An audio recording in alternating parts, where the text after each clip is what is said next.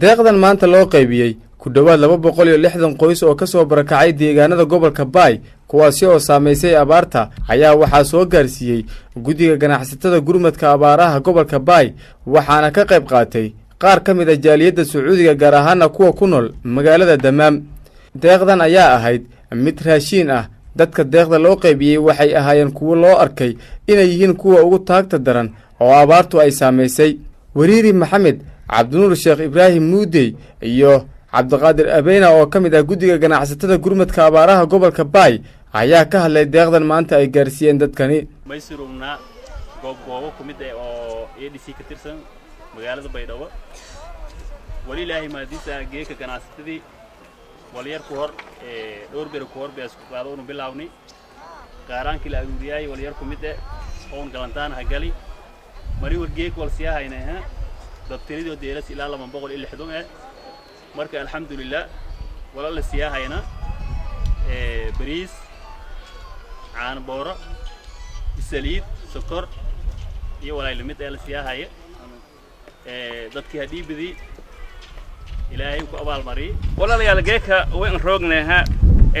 in uu jeersin kaalmadii ganacsatada guddiga ganacsatada gobolka Baay oo gurmadka abaaraha iyo aruuriyayeen bariyaarfunba iyo geeka tala galnay in uu ka bilaawna 260 qoys oo ku mid ah barakacayaashii abaarta barakaciyadii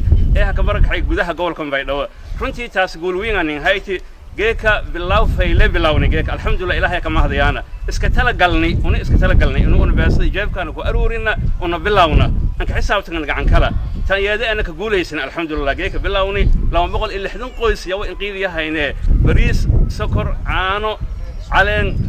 saliid baan qiidiyahayna runtii ganacsatada buuyan kaalintii lagu fadaayo gobolka Baay waana runtii ilaahay yaw in weydiyaane in ganacsiga ilaahay barakaaye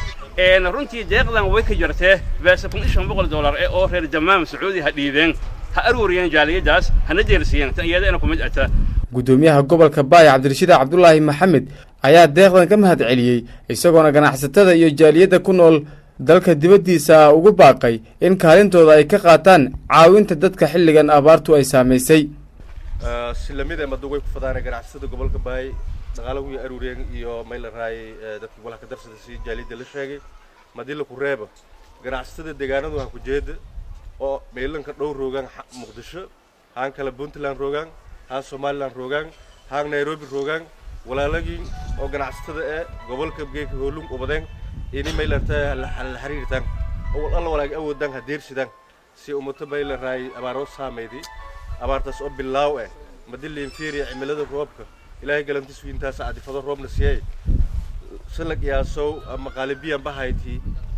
madila fiiri roobka haniiso keenagada doona bil afraad mis abriil lama sideen gorodow haatan amanti misgal gooso doon si hatab la sheegay